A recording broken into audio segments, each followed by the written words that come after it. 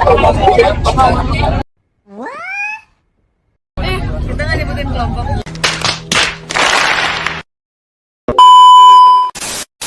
Ya, halo, kami dari kelompok 2 kelas A.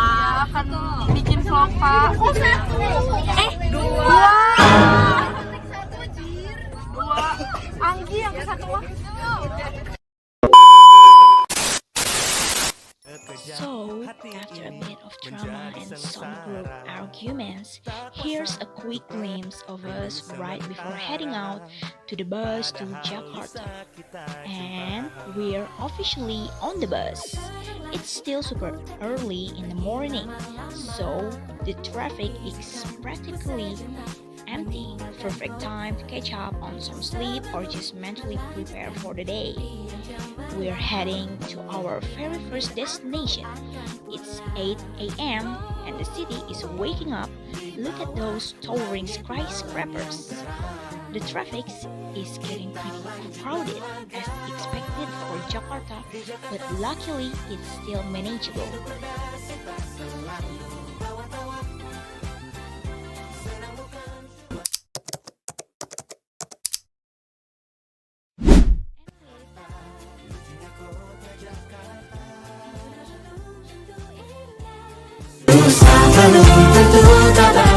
Oke guys, kita bakal masuk ke wait ya.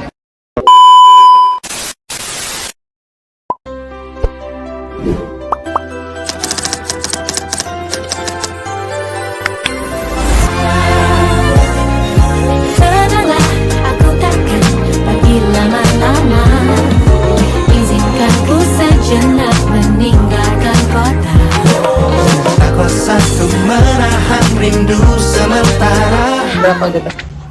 Oke guys, bumbu dapur nilai emas, yang artinya lembaran Nusantara itu sudah populer di sejak ribuan tahun silam guys. Nah, video dari Asia Barat beragam Arab juga kayak menyalurkan komoditas ini hingga ke Venesia. Guys, ini peta-peta ini. So many detailed mannequins and infographics explaining Indonesia's journey through its currency, the growth of the nation, and how the rupiah evolved over time. The museum also features replicas of history spices that we can up as close as we can. Right next to the spice exhibit, they display portrait of the early explorers who sailed all the way to Indonesia in search of these commodities.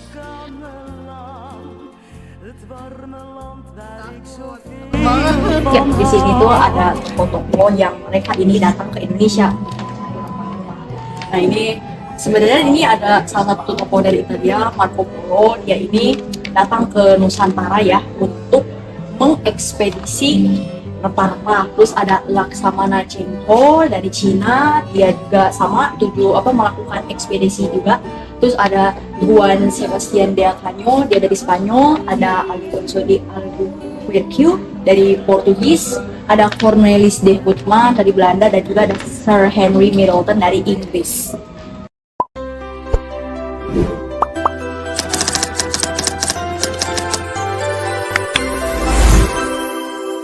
Oke guys, jadi di sini tuh ada apa ini Al? Ini tuh ada kayak kenapa Belanda itu bikin bank. Nah, awalnya itu si Gubernur Jenderal Van Leeuwenhoek memutuskan untuk membuat si bank yang bernama Bataviasche Bank van Lening berdasarkan revolusi 20 Agustus 1746. Nah, kenapa ini tuh sulit untuk berkembang? Karena waktu itu tuh si pengurusnya tuh belum paham gitu kan, dan juga waktu itu si kegiatan pengurusannya tuh masih berkait sama VOC. Nah, dan karena hal itu, Gubernur Jenderal berikutnya, Mosel, dia ini mendirikan suatu bank yang bernama Bank Kuren pada 1 September 1752, dan dia ini menggabungkan si Bank Van Lening yang dijadiin namanya Bank Kuren and Bank Van Lening. Nah, ini tuh menjadi salah satu cikal bakal kenapa ada bank di Indonesia yang sampai sekarang dinikmati sama orang-orang Indonesia, guys. Guys, nih. Terus di sini tuh kayak praktiknya gitu ya, Al? Ya tuh. mereka ini lagi ngobrolin cenah kita bikin bank nih guys, gitu. Ada They even have historical uniforms on display, from the Dutch and Japanese soldiers to Indonesian uniforms from the colonial era.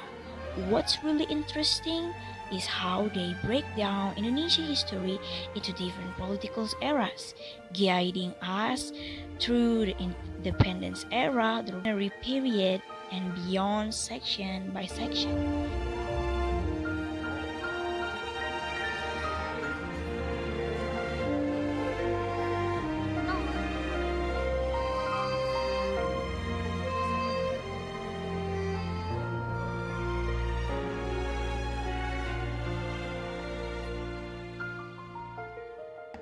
Nah guys, di sini juga ada periode ketiga, itu tentang ekonomi sebagai haluan negara. Nah di sini saat ekonomi menjadi panglima, artinya pergantian rezim mengubah haluan Indonesia. Nah sekarang giliran pembangunan ekonomi itu menjadi panglimanya. Terus di sini ada posisi B. Dulu B itu sebagai agen revolusi, kini menjadi agen pembangunan. Berkat cadangan devisa yang meningkat, BI bersama pemerintah bisa memberikan berbagai skema kredit kepada masyarakat Indonesia. Nah, di sini ada periode 5, yaitu di mana rupiah itu sempat banget terjun bebas. Yang dimana tuh rupiah terhantam muncul krisis nilai tukar bat Thailand. Terus juga upaya intervensi gabungan BI bersama otoritas moneter Singapura yang Jepang pun tak terlalu banyak menolong stabilitasan nilai rupiah.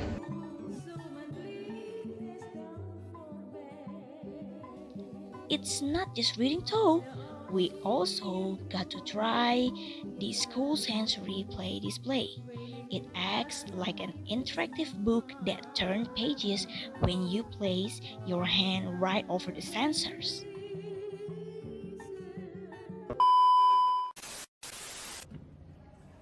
After wrapping up in the first wing, we headed to the next exhibition room.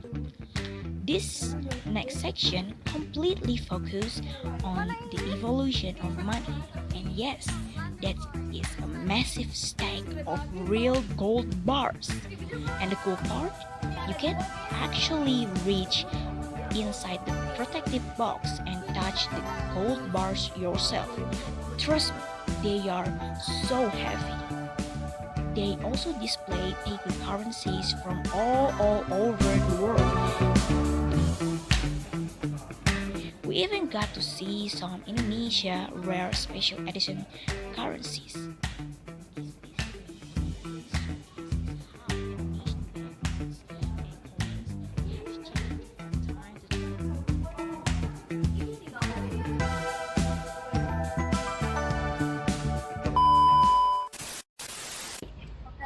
Seperti yang kalian lihat ya, jadi itu tempat segala kebijakan bermula.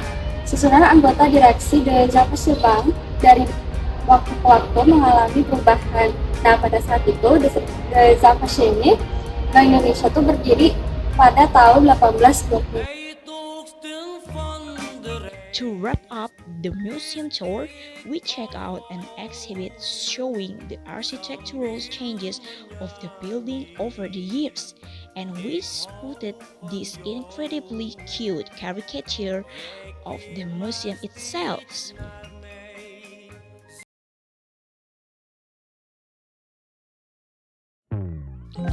For our second stop, we arrived at the Embassy of Republic of Tanzania.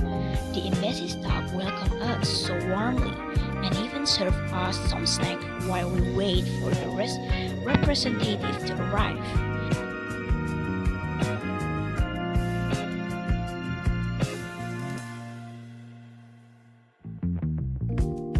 We were incredibly honored to be received by Mr. Sulaiman Saleh and Mr. Juma Buando from the Tanzanian embassy.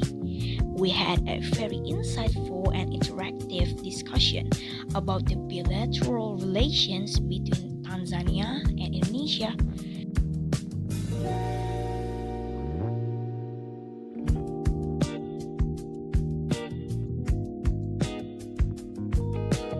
It was an amazing opportunity to learn firsthand about Tanzania foreign policy and culture.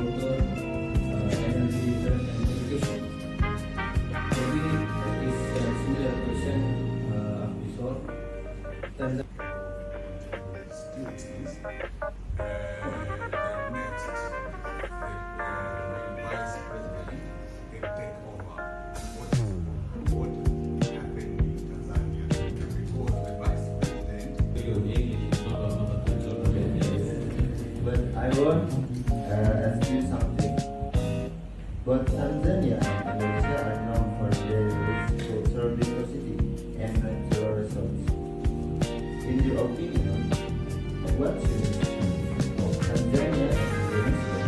How to combine?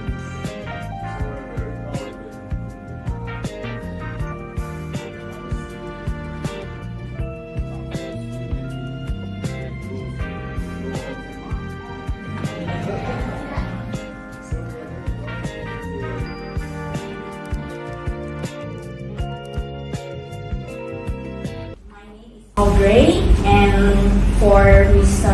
Sulaiman Saleh and Mr. Juma Buando, I have one question. Indonesia and Tanzania share the same experience of having been led by female president. Regarding the presidency of Her Excellency Samia Suluhu Hassan, what is your perspective from the significance of her leadership for the country today? Thank you very much. Very good question. You are not first just The presidency of Samia Suluhu Hassan. Tanzania is currently led by a very Muslim president, as Mr. Sulaiman Saleh mentioned, that she upholds the values of the Quran.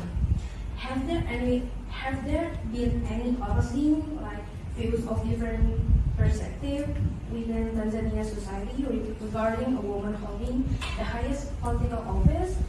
If so, how has Tanzania society responded to any differences? Of course, we couldn't live without a quick photo session with Mr. Sulaiman Saleh to remember this incredible day. Beres guys, kita habis Q&A sama sharing bebas dari Tanzania. dapat banyak a lot of insight. Jujur seru banget sih. Kita kayak We jadi need orang to penting. learn Iya benar betul. Kita Masuk latihan HI. e-commerce. Yes. Masuk HI. Ya, masuk Biar bisa HI. jalan-jalan terus. Yes. Terima kasih. That's a wrap for our study pieces. Thank you so much for watching our vlog, and I'll see you in the next one. Bye.